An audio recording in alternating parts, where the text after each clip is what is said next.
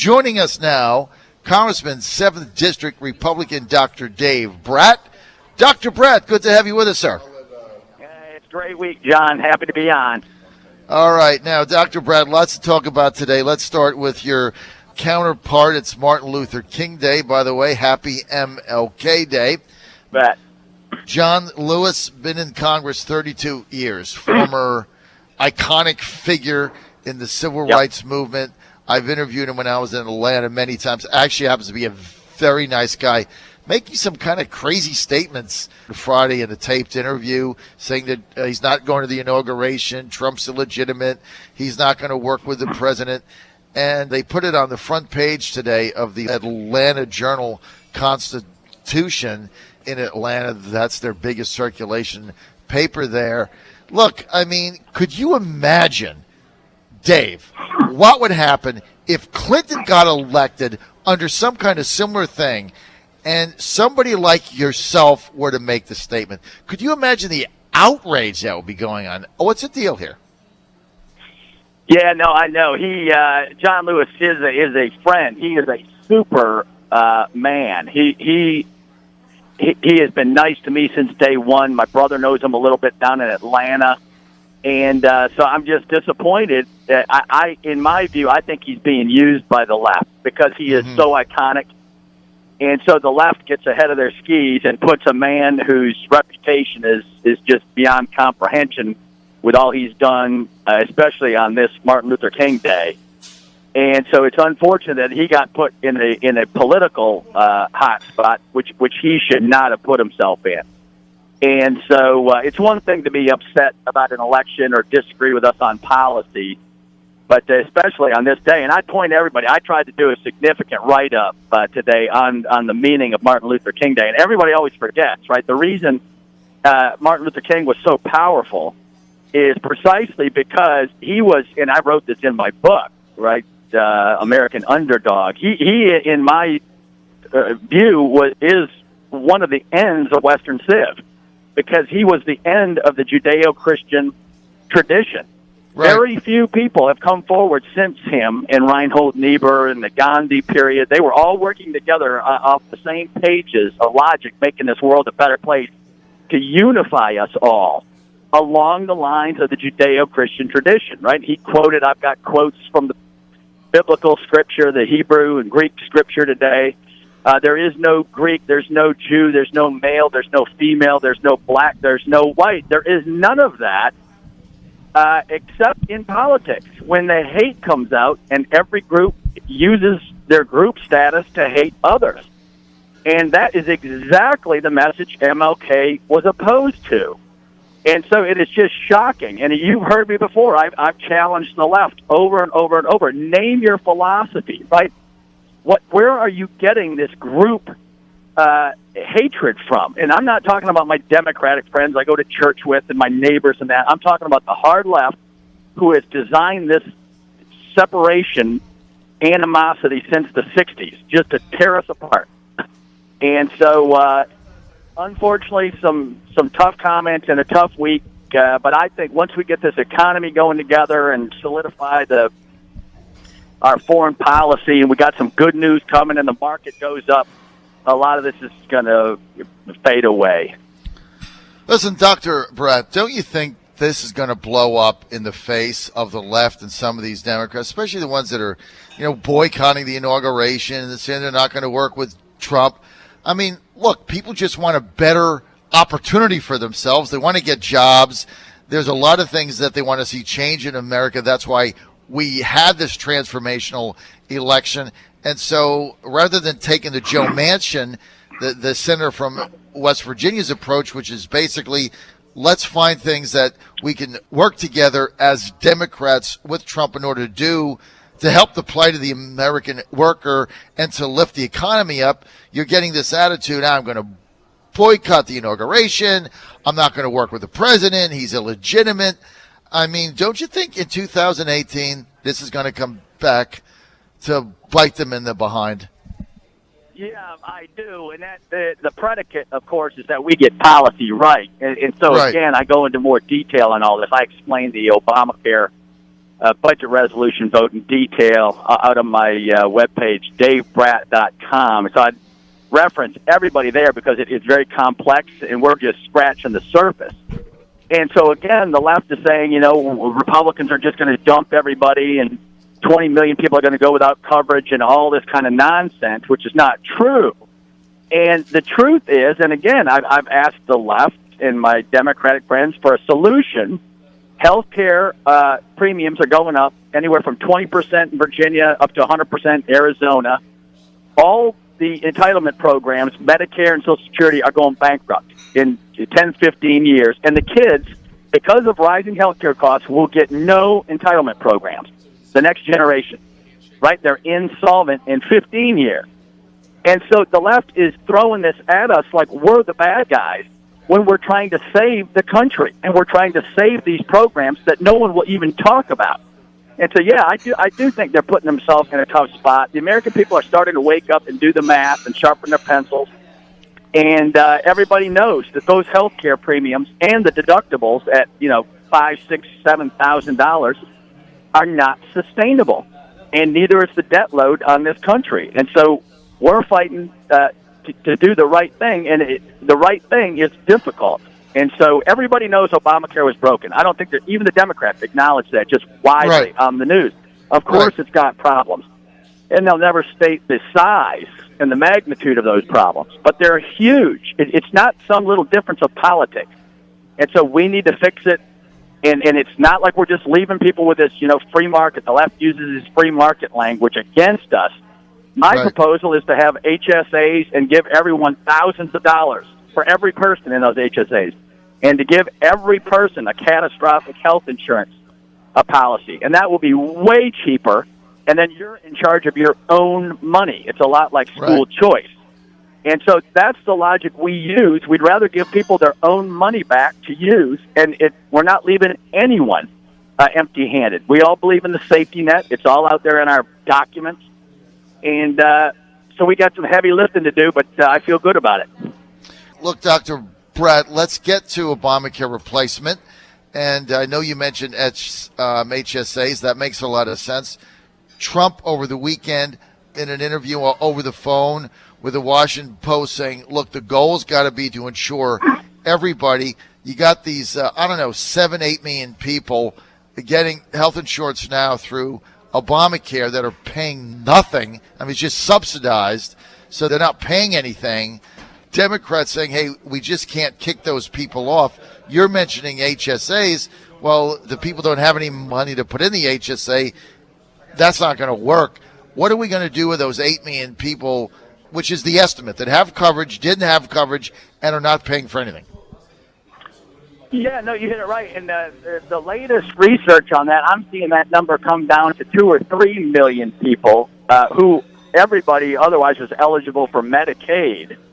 Right. And so what I just said in my solution is catastrophic health care coverage for everybody, right, for the catastrophic events, and then put a few $1,000s in everybody's HSA account, right? So that is precisely the problem, right? The middle class right now, because of Obama economy, we haven't grown over 3% in the last 8 years. And wage rates for the middle class have been flat for 30 years. And that's why you got the Trump and Bernie phenomenon. The middle class is very upset right now. So we have to get it right for them. And then when you start talking about Medicare and Medicaid and these programs, once you're in there, there's no upper bound, right? If you say, hey, if the doctor says, hey, do you want this? And you've already paid your deductible, the added cost to you is, sure, let's try that test and this test and replace this and replace that and the other thing. Whereas if you have an HSA account and part of that money is yours, and you can leave that money to your children or to your grandchildren as an investment vehicle, that changes things real quick. Then you say, hey, do I really need that extra procedure, or am I better off leaving my money to my kid? And, boy, there you'll see some cost savings in no time. And you'll also see people shopping around, right? If a pharmaceutical company's ripping you off, you can shop around and go across state lines for other coverage as well. And so that That's the basic principle, is we want everybody to have their own money in this game, and all of a sudden people are going to do a little bit more research and get it right, and they're going to be able to keep their own money. I tell you what, have you presented that plan to leadership? Because I love your idea, which is, let's say there's 3 million people that have insurance now that didn't have it and it's being subsidized, and you put $2,000 for all those $3 million in their health savings account right now, and then they're empowered, right? Then they can do with it as they please. So technically they would have insurance, but then they could manage that money, because if they don't spend it, it stays in there for future. And so what, I mean, I got to do the math quickly in my head, but you're talking about what, about a $500 billion, something like that? Yeah. And that would, $600 billion. I mean, it's a lot of money, or debt's too high. But compared to what we're subsidizing it now, I mean, I don't even know what those numbers are, but they have to be massive. And then they're empowered, right? So they have the insurance, and now they can make their own decisions. That drives costs down. Have you presented that to leadership? Yeah, and Rand Paul has been floating his plan, which is similar to that, and I emailed his office over the last day or so, and so we have that in play, and then the average HealthCare premiums for a family of 4 are $17,000, right? And that's out of you can go to any of the major insurers and look that up, any of the research papers. Yep. So that's the magnitude of costs we're talking about at That's present. right. That's and right. It's clear we can't go that way, and you can put more than $2,000, right? I mean, you could put multiple $1,000s in and still come out way cheaper. And then that's the debate going forward. You know, how much do you, and then the other merit of this idea is you don't have everything being run out of Washington, D.C., and you start driving the regulations and the insurance market debate back down to the state level where it belongs. Well, and then there's no deductible. So I've got a family of 3 right now. My other kids are on their own. So I got a family of 3. Let's say we pay, you know, I'm in a health share co-op. So let's say I'm paying, you know, $500-600 a month. So that's $7,200 that goes in. I don't have a deductible. So now I've got to manage that $7,200. I don't pay taxes on it, right? It's in there for health insurance. So look, I'm going to go do my annual checkups. Anne's going to do her thing. But, you know, sometimes you're going to think 2 times before you go to the doctor if you've got the flu, because I've got that money in there and there is no deductible. Instead of paying $17,000 and then you have an $8,000 deductible, so the whole thing becomes ridiculous. Right, it is. And that's the current system. And that's the part, I mean, everybody in the short run says, I want more of everything. Right. But when your nation is bankrupt, it's clear we cannot keep doing the same and say we want more of everything. And so that's where the debate becomes very difficult. And you can have more of everything right now if you miss the biggest moral debate of the next century. And that's going to be, if we get everything now, our kids will get nothing. And the press will not cover that last phrase. They think you're making it up because it sounds so absurd, but the kids are going to be actually left not only with nothing, but with $20 trillion in debt, $30 trillion in debt by the end of the next decade, and all of their entitlement programs insolvent. And so I cannot exaggerate that enough. That's what we're going to be, and that's on paper. That's CBO, Congressional Budget Office. That's not my opinion. Look, there's opinion and then there's facts, right? Yep. And so what you're delivering now is just facts. And I think it's consistent with what President-elect Trump said Saturday in his interview with the Washington Post, which is, let's find something where the goal is to ensure everybody. I love your plan because it empowers people to take control of their own health situation. And everybody's covered. I mean, if you put that $2,000 in their HSA and they can only spend it on their health, they're covered, right? And then you would have to put a catastrophic insurance behind that, obviously, and I don't know what the costs are on that, but I think, Congressman, it's no doubt a step in the right direction. Right, Let's go and on top of this, right, you got the first entrepreneurial president ever in the history of the country, right? This guy's the first entrepreneur, right? He wasn't Right. a CEO that just manages, making cookies. Right. Nothing wrong with cookies. I love cookies. But, right, so this guy, in the most revealing chapter in his book, everyone should go read, is the management of that ice skating rink in New York. That was a 12-year program at something like $12 million. He got ticked off because he saw no one could manage that, get it running. They give it to him. He did it in $3 million in 6 months.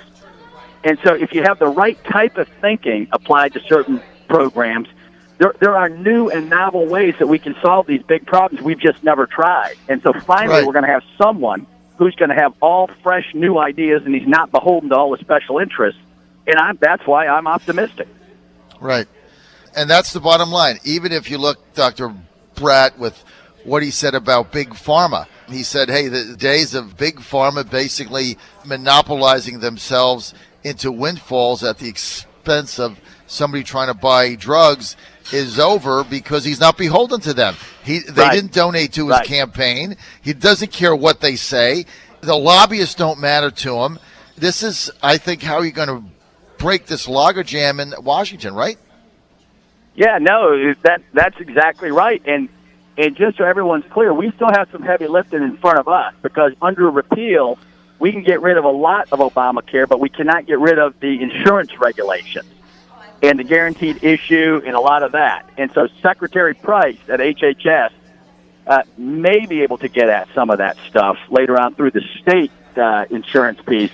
But there are still some hard pieces and pieces of Obamacare that are going to be left standing when all is said and done. So we are going to need the Democrats on board.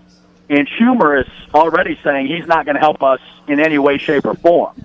Right. And so this is going to be, which is just incomprehensible, right? So, they say they care about the poor and they want to help everybody out. The poor are getting crushed right now, right? They can't afford the deductible. So we're going to fix it. There's a pledge from the president-elect to try and provide insurance with everybody. And we don't have any goodwill coming from the other side when we're making these kind of pledges on behalf of everyone. And so, right, it's a heavy lift, and that's why thank God for folks like you that are spreading the truth of the matter, and we need that. All right, we're out of time. I want to thank Dr. Congressman Dave Brat, Republican 7th District of Virginia. That's the Central Virginia area, fighting the fight. And Dave Brat's book, must read if you want to know what's going on. It's called The Underdog, right? Yep, American Underdog, right on. American Underdog. You can get it on Amazon. You can also go to davebrat.com. Dave, thanks for being with us. Keep it right here. Back. The incoming White House Chief of Staff writes previous calls the boycott irresponsible. Trump responded to criticism from the CIA director in a tweet suggesting that John Brennan is a, quote, leaker of fake news, unquote.